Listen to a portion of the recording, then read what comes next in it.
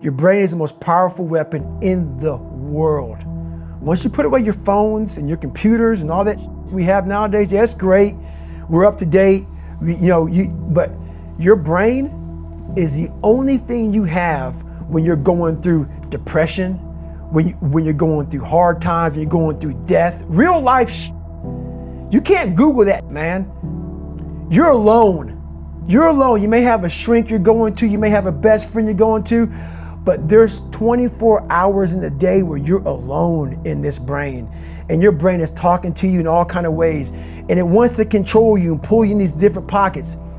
If you can't control your own brain and your brain controls you, you got to tell your brain where you want to go and how you want to go and how you want to get there. You got to control it. If not, it's over. What existed for me was, okay, man, how am I going to make this work?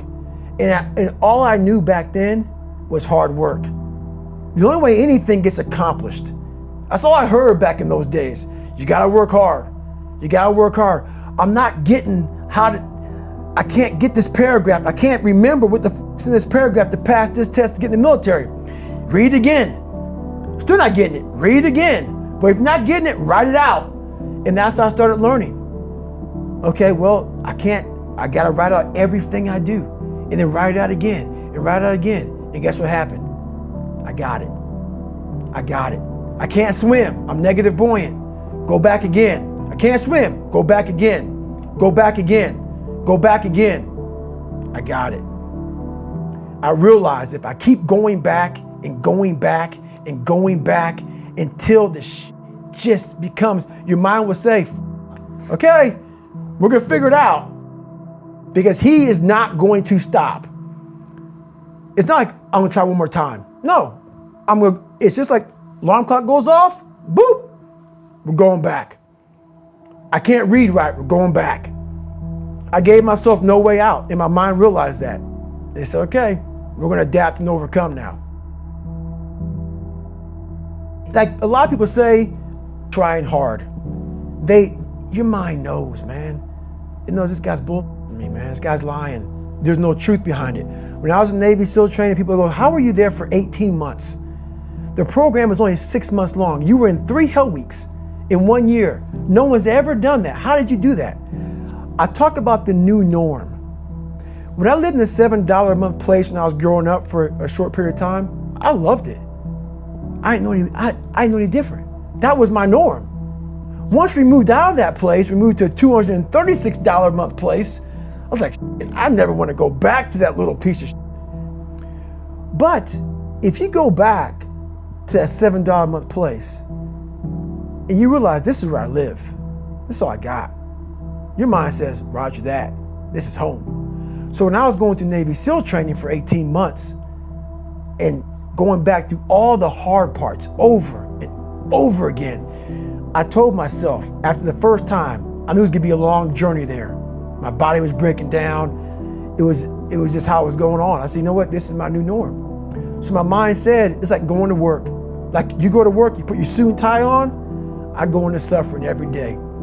Every day, suffering, being broken, duct taping my feet up, stress fractures, shin splints, being broken. This is my new norm. And your mind says, if we're not broken, this ain't normal. We gotta be broken. So then your mind starts to get tougher and tougher and more callous. People go, how did you run on broken feet? Broken shins. My mind knew this is how we operate. We're in Navy SEAL training. This is what we are. I became hell. And that became my new norm. I gave myself no way out. There was nothing outside these walls of hell. Nothing. I love God, but for a short period of time, I became the devil, because that was hell. I became the boss, the owner, the CEO of Navy SEAL training. That was my mindset. And that's how you get through things. You immerse yourself in wherever it is, and you become that. You become that and give yourself no way out. When I was 297 pounds and I was fat as hell trying to be a Navy SEAL, the scariest thing in the world to me, even to this day, was that could have been the rest of my life. I thought then I was trying hard. That's the scariest thing in the world. I thought then, 297 pound, working for Ecolab, spraying for cockroaches, making $1,000 a month. I thought that was me at my 100% potential. Come to find out, a few years later, I wasn't anywhere near that. 106 pounds less, graduated Navy SEAL training, went on to do all these other things. Looking back on that, that was me trying hard.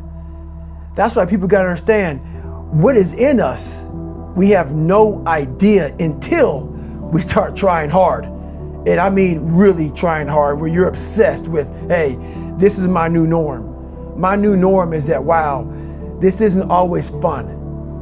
It's not always meant to be fun. And that's when you know you're trying hard. People hear my story and think this guy is sadistic. I realized how the brain works. I figured out how the brain works. I'm a scared kid, and that's what gives me so much power. I had no foundation, and I built this off of just researching the mind. The feeling you get is basically invincibility.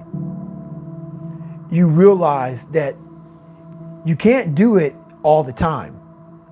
When you need to do it, I know I can go to a place that I can live in. And when you know that you can run on broken legs and you can do certain things that a lot of people can do, but they're not willing to do, this power, this sympathetic nervous system of fight or flight, and you're fighting, it gives you this charge of energy of when you're sitting there at 3:30, 4 o'clock in the morning and you're duct taping your feet up because they're broken, and you're doing it by yourself, and you're going through arguably one of the hardest training in the world. And these guys, most of them are healthy, and you're going through it broken, and you're already at a disadvantage, but you're still there. You can feed into that and tap into that for a lot of power. But if you look at it, well, I'm broken, man. I'm not gonna make it. But if you look at it as, man, I'm broken and I'm still here. And I'm fighting, and I'm gonna find a way to get through this because I have no other place to go. It gives you a lot of power. When things start to suck really, really bad, my brain and a lot of people's brain, they don't go to your dad beating you up. Your brain says, we gotta get the out of here. This is miserable. So anger goes away a lot of times when you're suffering because your brain just says, we gotta run, we gotta go. So that anger is not popping up saying, oh, I wanna show them, I wanna show those people. No, there has to be a much deeper, when I say deeper, it has to be down to mineral soil. It has to be down to that nice mineral soil where nothing can burn. You can't burn dirt. So it has to be down that low, that literally is something in you that's at the core of your soul. But you don't find it unless you spend a lot of time with what you want to be in life.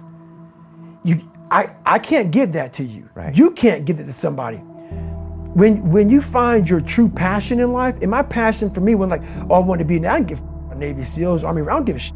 I want to serve my country. I want to be someone that I'm proud of. I want to look at myself in the mirror because I was so disappointed. That accountability mirror I talk about, I was so disappointed in what I saw every day. I wanted everybody to love David Goggins. And a lot of people did. I didn't love myself. But I knew a lot of us want to find peace first. So people say, man, you always talk about this suffering and pain and I'm at peace right now because I went through that. Right? You don't find peace first. If you do, Merry Christmas. More power to you. More power to you. I found peace on the opposite end of finding myself. And no one really finds themselves without going through trials, tribulations, suffering, accountability. And accountability is suffering. Being accountable every day for doing right for yourself, for the people next to you, it's miserable. It's hard. So, even the smallest details.